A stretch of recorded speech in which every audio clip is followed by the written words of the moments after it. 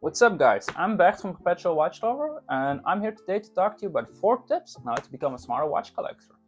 Tip number 1: buy what you like and what you kind of need. So, you take your watch collection, you look at it, and you realize perhaps, oh, I don't have a dress watch. Maybe I should find something.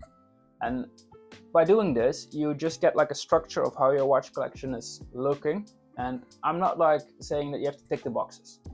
For me personally, I'm not much of a dive guy. I don't go diving in my free time. I'm not really going swimming every day. So for me, a diving watch doesn't really make sense. A tool watch, on the other hand, is something that I really like. So my first Rolex, for example, was a Rolex Explorer. And this is perhaps the reason why my watch collection evolved like it did. Because I look at my watch collection and I'm like, oh, I've got a tool watch, I've got a nice Datejust, which is my in-between dress watch. I've got a gold Rolex, which is my fancy watch, but also is my statement piece perhaps. And I've got a Tudor, some interesting Seikos and whatnot.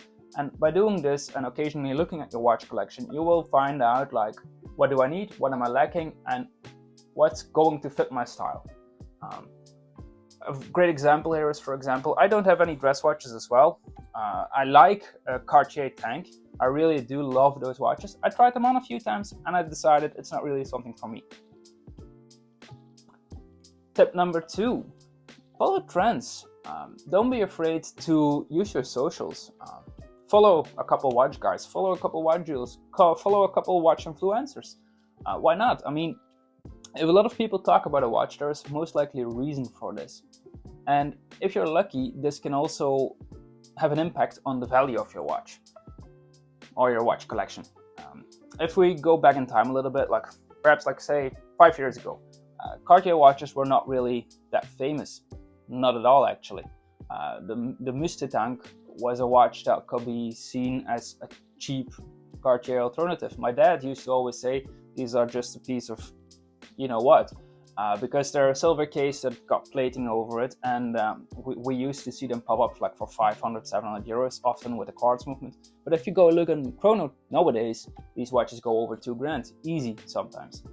The same applies to a Cartier Santos. A reference 2961, the two-tone classic Cartier, is one of those watches that used to be rather affordable. It was a luxury timepiece that was designed very well, and still is designed very well. It's like one of the best watches ever made. But you could pick those up for like 2,500 euros, while nowadays 4,000, 5,000, even some people asking 6,000 euros for a basic Cartier Santos is not too uncommon. If you go into the rear dials and you go into the old stainless steel, it's maybe going up to like 8 or 10 grand. And by doing this, by following trends, but also following your gut, you will end up with some watches that you have like a connection to, but also might be interesting to sell down the road. Like if you were cool and perhaps a little bit hipster 5 years ago with a Cartier Santos, and nowadays you're like, I'm not wearing this, but you see all these guys post on it on Instagram, why not sell it? I mean, this moves extra cash into your bank account, gives you the opportunity to buy other watches that you maybe are more gravitating towards today. And tip number 3, this is a big one to me. It's find a good local watchmaker. Perpetual Watch Lover really started when I was 21 years old or 20 years old, and I was a student buying and selling watches because I wanted to build a Rolex watch collection, basically. And even though my dad is a goldsmith and he used to be an Omega dealer, I had a very hard time finding a good watchmaker. For me, a good watchmaker is somebody who can fix a lot of stuff, who can do complicated tasks like repairing balance staffs, but also it's not overly expensive.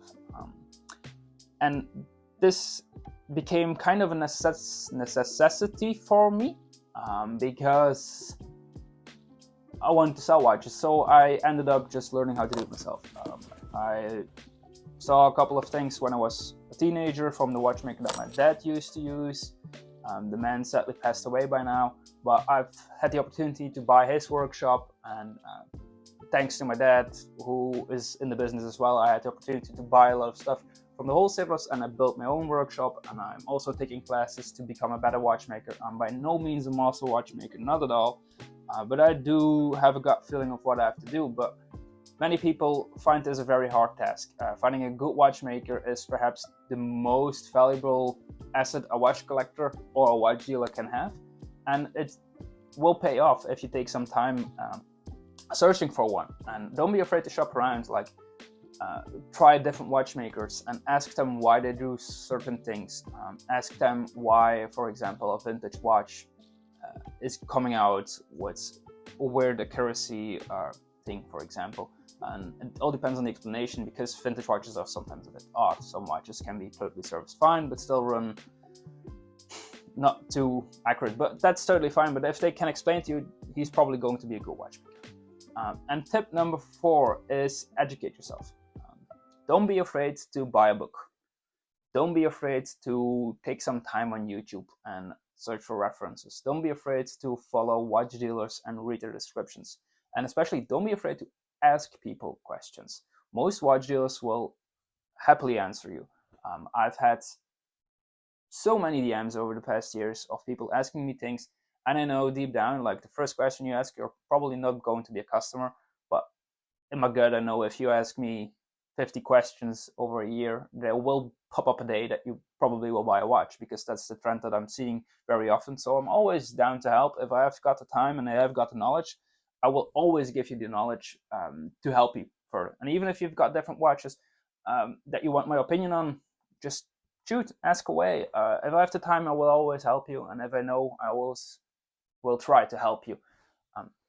But this is perhaps one of the key reasons that you should take some time and take some money to buy a book, for example. There are great books available, especially from Rolex. There is a lot of stuff written about. One of my favorites used to be like the Rolex Field Guide. I recently got the Rolex Mariner book. I also have the cycle books written by a Japanese guy who does like books about the 62 mass and stuff like that. And these are little details and little interesting things that give you like more of a structure, that you know what you're doing, and that you have like a rough understanding about how to start collecting and how to build a collection. And if you have any other questions or would like me to discuss some other objects or subjects, feel free to leave them in the comments below. If you want to support me and this channel, please subscribe. And I hope you enjoyed this. So if you did, leave a like. And thank you. See you next time. Bye-bye.